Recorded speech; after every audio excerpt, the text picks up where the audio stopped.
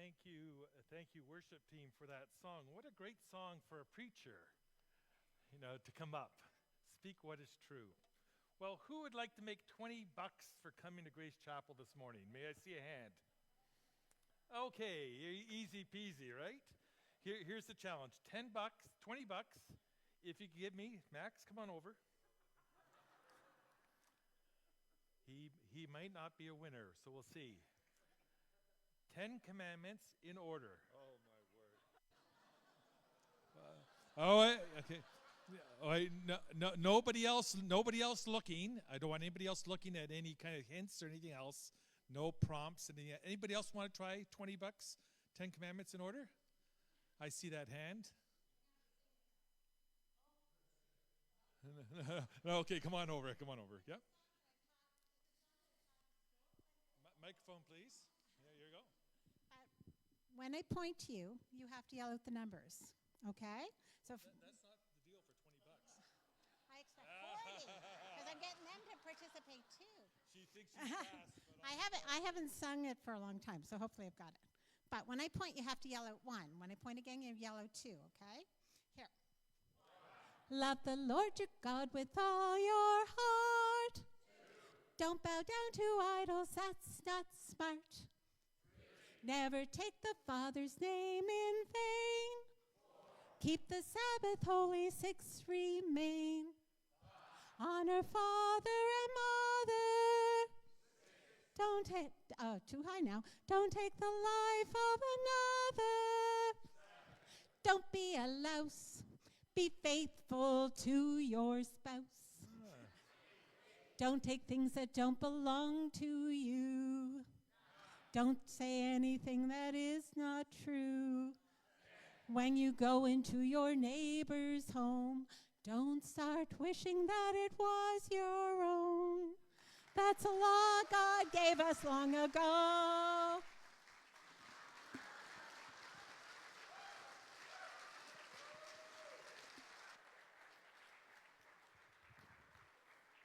I'm sure glad I didn't meet Lori on the streets of Oakville about 20 years ago. I took a video camera and a microphone, a little bit of a team. We went down and we asked people on the streets of Oakville, give us the 10 commandments in order. So just in your own head right now, without looking at your Bible, your phone, or anything on the screen, can you do it? Do you know these 10 words? Number 1, number 2, number 3, number 4, number 5, number 6, 7, 8, 9, and 10. We're in this series on 10 words of freedom because we want God's people to know what is best. I was on the streets of Oakville. I went out with $20. I was there for several hours, and nobody could do it. I started saying, where can I find someone who could answer these questions? In Oakville, at the time, there was a Christian bookstore called Good Books. So I parked myself outside of Good Books. And out she came, a counselor, a Christian counselor, very well respected, master's in social work, does great work with people. And she started rhyming them off. And, no other gods before me, no idols, not taking the Lord's name in vain, Sabbath, and then she remembered, honor your mother and father, murder, stealing, false witness, coveting. Then I asked her, well, you missed one. How do you feel about adultery? Oh yeah, do not commit adultery. It was a challenge for her. She just missed that one kind of important word of freedom. When we were looking through this series, trying to get set up about how to preach it, how to go through it, my preaching team picked this one and that one and the other one, and they said, Ross, you could do this one. Now, why is it when we talk about sexual things, it's so difficult? It's because it's personal, right? With sexuality, we have all sorts of guilt and other feelings kind of associated with it that makes it hard for us to talk openly about these things. Oh, talking about murder, well, yeah, I could talk about that because it's not likely I'm going to murder anyone. But when it talks about sexual brokenness, we get a little quiet. I remember during that series where I went to the local synagogue and I met with the rabbi at the local synagogue, a friend, and I asked him, I said, do you know the 10 words of freedom, the 10 commandments? He was a very smart guy because he had them in Hebrew behind me on the wall, so he was able to look and read them all off in Hebrew. He got the 7th commandment as well. Why does God care about our sex life? It's interesting in this day and age when there's a lot of talks about sexuality, some people want to take this part of their lives and make it totally their own and not to give it over or open it up to God. But there's no choice in this matter. God cares about us as whole and complete people, including our sexuality. But when we talk about adultery, it's more than just sex. It's other things as well. They decided last month to go to a concert. July 16th at Gillette Stadium in Boston, Massachusetts. Coldplay was playing. And this couple went to see the concert, and something quite extraordinary happened. During this musical concert, part of the show is the camera goes through the audience, and maybe 50,000 people were there. And the camera zooms in on a couple who are in an embrace. And someone takes a picture of it on their phone, of a little video clip on their phone. And this clip went, as we say, it went viral. It's been seen more than 123 million times at this point. The trouble for this couple who went to this Coldplay concert was that they weren't a couple. They were both married to someone else. And so when their infidelity was shown to the whole world, when it was captured on this clip that went viral, the response in the world has been quite interesting to think about. Because we live in a society, in a world where sexual promiscuous, kind of being open to anything is so rampant now. But the people have been piling on this couple, these two individuals, in a very negative and hurtful way. Turns out the man was the CEO of a company, and she was the HR head, chief. And they were both married indeed to someone else, and their lives are both in shambles, along with their partners, with their husband and wife, and along with their family and children, along with the people that they work with. It's been a disaster. It seems that even in our culture today, people would say adultery, it is a big problem. So in Exodus 20, verse 14, when Moses comes down with this word from God, you must not commit adultery, or as it says in the message, no adultery. Don't let that be a part of your life. It is something that still resonates with people today. A book that I've been reading that's been really helpful for me as I've prepared for this message has been Sacred Marriage by Gary Thomas. And he writes this: what if God designed marriage to make us more holy than to make us happy? The problem I'm trying to address is that a happy marriage, defined romantically and in terms of pleasant feelings, is too often the end game of most marriage books, even Christian marriage books, he writes. This is a false promise. You will not find happiness at the end of a road marked or named selfishness. Let that sink in for a moment. This command that God is giving to his people, Israel, at this time, and something that we could take on as God's people today, is taking this relationship between husband and wife and making it holy and significant, making it something that is sacred. And as I think through this issue of adultery and not committing adultery, it's our perspective, it's our thinking, it's our kind of ideas about marriage that we need to challenge today. Marriage teaches us something about truth about God. Marriage teaches us truth about God. We see in the Old Testament and the New Testament, God uses this kind of relationship between a husband and wife as a way of describing God's relationship, first with Israel and Christ's relationship with the church. We're just going to fly through a few verses here and kind of see how this is laid out.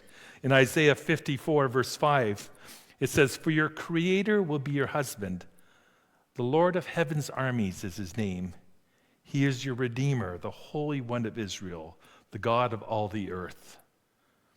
Or in Isaiah 62, verse 5, the last part of verse 5 says, "Then God will rejoice over you as a bridegroom rejoices over his bride."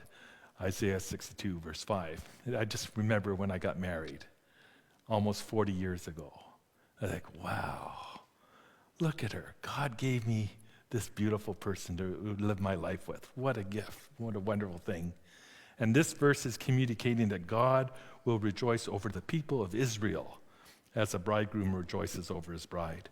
Or in Ezekiel 23, and these are a little more challenging. "You adulterous wife, you prefer strangers to your own husband. All prostitutes receive gifts, but you give gifts to all your lovers, bribing them to come to you from everywhere for your illicit favors." Harsh, right? He describes God's relationship with the people of Israel like Israel being a prostitute, going off to anyone. Not even a prostitute is making money, but a prostitute has to give money to do her acts. Harsh, hard words.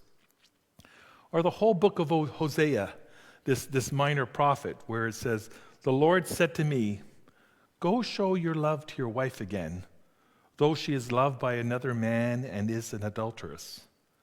Love her as the Lord loves the Israelites, though they turn to other gods and love the sacred raisin cakes." Someday here at Grace Chapel, we'll preach through the book of Hosea again, and it's a beautiful picture of God's fervent, committed love to the people of Israel and their way of turning against God and forgetting him. But God woos them back. God calls them back. And God tells this prophet to go marry this person who's indeed going to be resisting his love. Or in the New Testament, the union between Christ and his church. And we have this wonderful passage in Ephesians that is a hard thing for any husband to live up to. Anybody who's been married, any man who's been married for any period of time knows that this is a challenge. We're told that husbands, love your wives just as Christ loved the church and gave himself up for her. What does that mean? How did Christ love the church and give himself up for her? Christ went to the cross for the church. Christ laid down his life for the church. And men of Grace Chapel, that's what we are called to do for the person that God has brought into our lives in marriage. Laying down your life for your spouse isn't necessarily going to be something dramatic, like you're walking down Gottingen Street and all of a sudden someone's coming after you and you step forward like a big strong guy and you fight off the person who's going to be attacking you and so on. No, laying down your life means, picking up your stuff and putting it away. It means being home and being present with your partner in a way that's important for her. It means thinking about her needs before your own. And going on in this verse in Ephesians, to make her holy, cleansing her by the washing with water through the word, and to present her to himself as a radiant church without stain or wrinkle or any other blemish, but holy and blameless. In this same way, husbands ought to love their wives as their own bodies. He who loves his wife loves himself. And there's that beautiful intimacy that the scriptures talk about two people becoming one flesh. Or in this verse in Revelation 19, verse 7, "Let us rejoice and be glad and give him glory, for the wedding of the Lamb has come, and his bride has made herself ready." There's this anticipation in the New Testament of this great wedding feast when we're reunited with Jesus. And this is all kind of powerful images, powerful metaphors of God's relationship with humankind that God uses to talk about this marriage relationship. It's a high bar. This commitment that we make someday in our lives, some of us have been called to be single people, but those of us who have been called to be married, we're called into something that is sacred and holy. And today I want to slow us down a little bit and mine the truth out of this and help us to commit ourselves, our lives, to be moving forward in a different way, maybe even a different way than we have been for some while. This book by Gary Thomas, Sacred Marriage, is a book that I'm going to really recommend to a lot of people, anybody here who's married actually, to look at.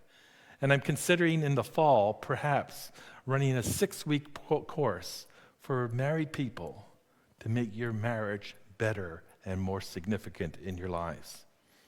But what happens when you get married? Well, Pat and I tied a knot over 39 years ago, which is hard to believe. But marriage points us to true fulfillment. One of the things I say when I do weddings for people, I say, I don't want to discourage anyone here at the wedding, I'll say this, but Pat did not marry a perfect man. She might have thought she did. But, shortly after you get married, it's sort of like, oh, he's not exactly the person I thought he was. Or she's not exactly the person I thought I needed. Sometimes we think that if we get married, everything's going to be okay. My issues I've been dealing with for a long time of being nervous or lonely or isolated, that's going to evaporate and be gone. And what happens, the reality is once you get married, those same things can still be a part of your experience that you need to work through. An English clergyman named Robert Burton, he writes about marriage this way. One was never married, and that's his hell. Another is, and that's his plague. What a dreary guy, right? Well, this English clergyman wrote a book about the anatomy of melancholy. He wrote a book on depression, and we could kind of sense that in his quote, right? But marriage, when you do get married, it doesn't solve your problems. It doesn't make everything right. But if you blow up a marriage with adultery, it causes such grief. It causes such pain and so many problems. And I've seen that time and time again. Marriage challenges us to love, serve, and honor the other. So when God says to his people, no adultery, you should not commit adultery, he's saying in this marriage, when you make a commitment, when a groom promises a bride to be committed to each other, you need to really work on this. A marriage challenges us to love, serve, and honor the other. I love this quote from Bonhoeffer. Christian marriage is marked by discipline and self-denial. Christianity, therefore, does not depreciate marriage, it sanctifies it. So when you make that commitment to love and to cherish until death us do part, that's a lifelong commitment that you're making. And it can be really challenging. But in that challenge becomes beautiful fulfillment and wonderful things. This quote by Gary Thomas in Sacred Marriage was excellent for me. If there's one thing young, engaged couples need to hear, it's that a good marriage is not something you find, it's something you work for. It takes struggle. You must crucify your selfishness. You must at times confront and at other times confess. The practice of forgiveness is essential. How many of you have seen that ridiculous show on, I'm not sure what network it is, Say Yes to the Dress? Can I see your hands? You just need to watch that show for about a half an hour, and you never need to watch it again, right? These poor brides, they go in and they're being upselled a whole bunch of different dresses, and they're spending thousands of dollars on these dresses. Or there's another show about where I think it's about 3 brides or 4 brides kind of have a competition who's going to have the best wedding, and they invest all this energy, and they're snippy with each other, and they go criticize the buffet or the music or the service and so on. Oh, just pathetic, awful stuff.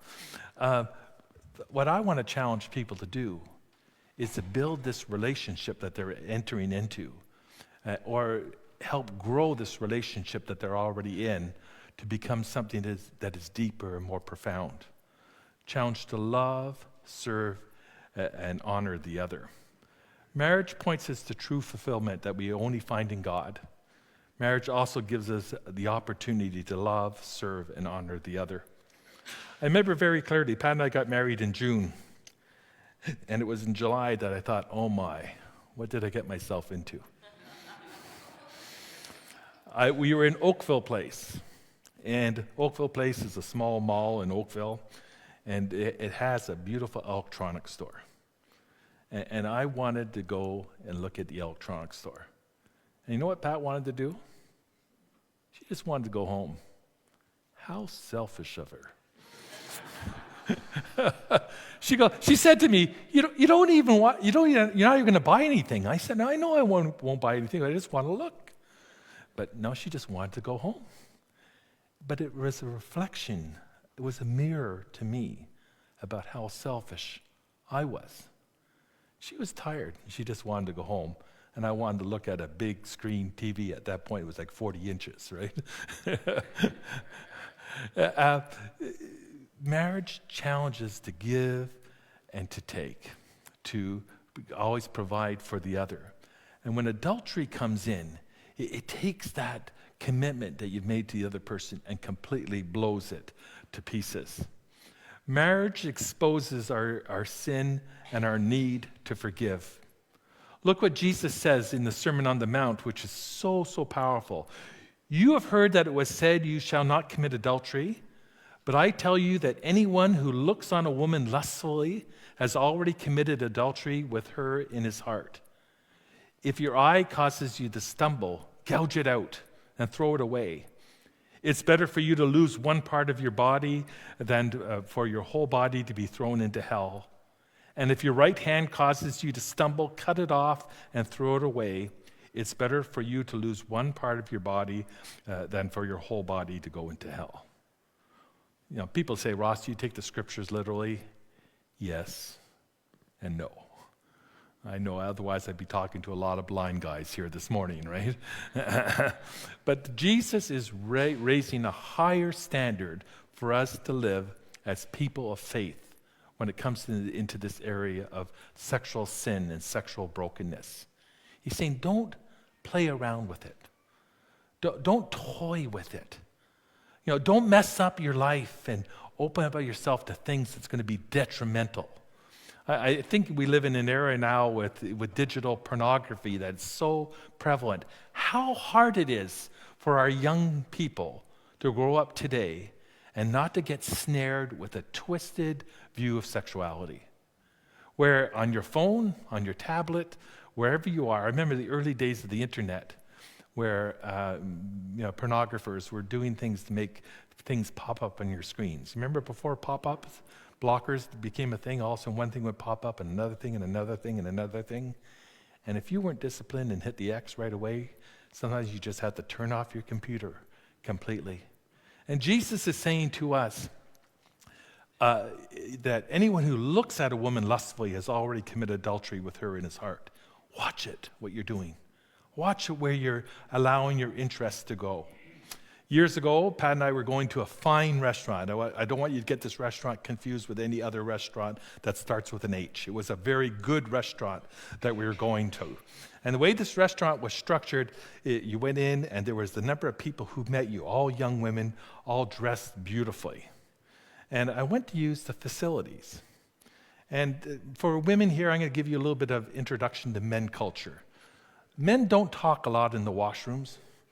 We don't know what you women do in the washrooms, but men, we tend to go in there, do it, and get out, right?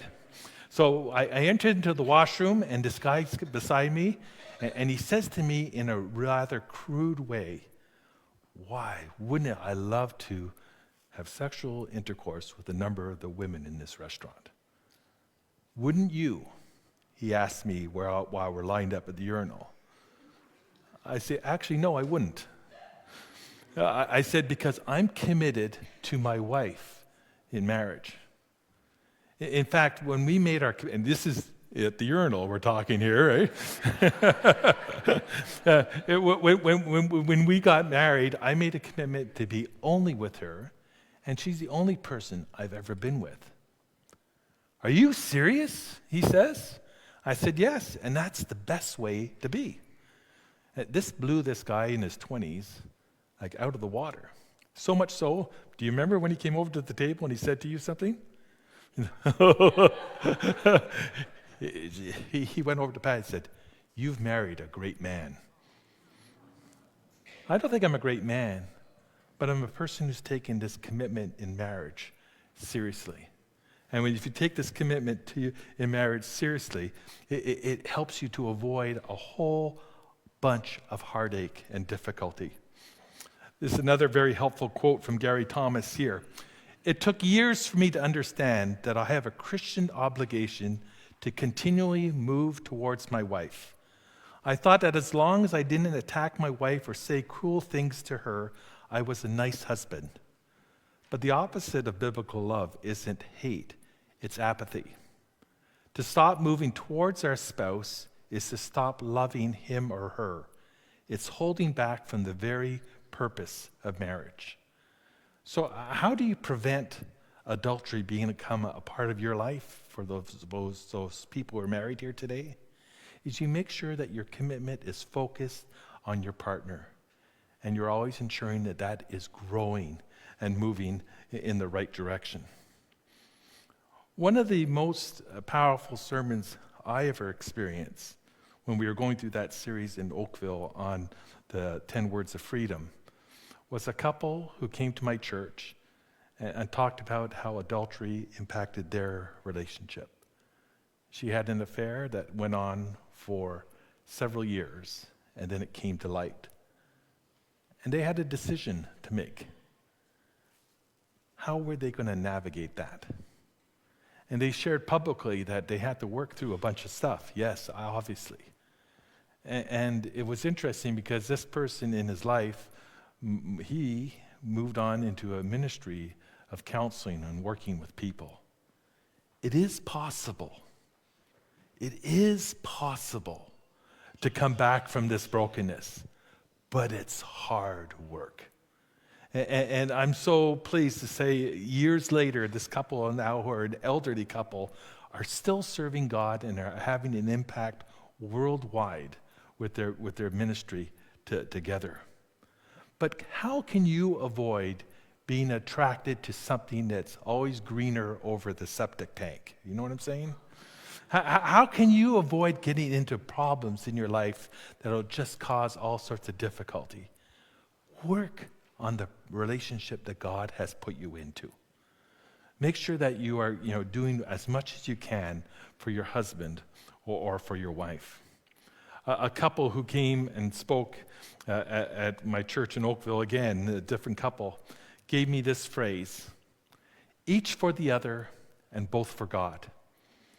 That when you start living this out, each for the other and both for God, you come together as a couple. You come closer and closer. And I say all this stuff realizing that it's not necessarily an easy thing. Look at this quote from Helen Rowland. Marriage is the operation by which a woman's vanity and a man's egotism are extracted without anesthetic. It can be hard. And I remember some dear friends who ran this marriage enrichment program that I was a part of for a while. And he was a Christian counselor, a very well-respected Christian counselor in Toronto. And his marriage was on the rocks. He was in real difficulty. So much so that they had to go somewhere to get help. And he was embarrassed as a person of faith, and perhaps particularly because as being a therapist, that his marriage was on the rocks, that he went to a Jewish guy to get counseling. But they worked on it. And they stayed together for the rest of his life, which was really wonderful. There's opportunity to move in the right direction. There's opportunity to grow. And I want to say for single people who are here, you're in a spot where you can support people who are married, who are struggling. For people who are married, you're in a spot where you could support single people who are struggling themselves. We are a community of beings that need to be here for each other. This verse in Ecclesiastes is very helpful for me. Ecclesiastes 4, verses 9 to 11. Two are better than one, because they have a good return for their labor. If either one of them falls down, one can help the other get up. But pity anyone who falls and has no one to help them up. Also, if two lie down together, they will keep warm. But how can one keep warm alone? Though one may be overpowered, two can defend themselves. And then this part that I have in red on the screen and bold on the handout.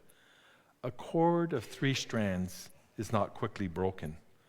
That's a beautiful verse that I think says for us who are married, it would be great if you would invite God into your marriage to make it even more sacred and holy. Where you would invite God to help you with your communication. You would ask God to help you in your commitments. You would ask God to help you to follow through. And if you do that, you could see blessing after blessing. And as I mentioned earlier on in this message, that I think we're going to do this course, a 6-week course on sacred marriage. And this would be a great thing if you've been an old married couple like us, or if you're a newly married couple like yourselves, whoever that might be, to get together and to work on this beautiful thing that God has given to us. This 10-word of freedom, this number 7, you must not commit adultery, is there to give us guidelines and blessings in our lives.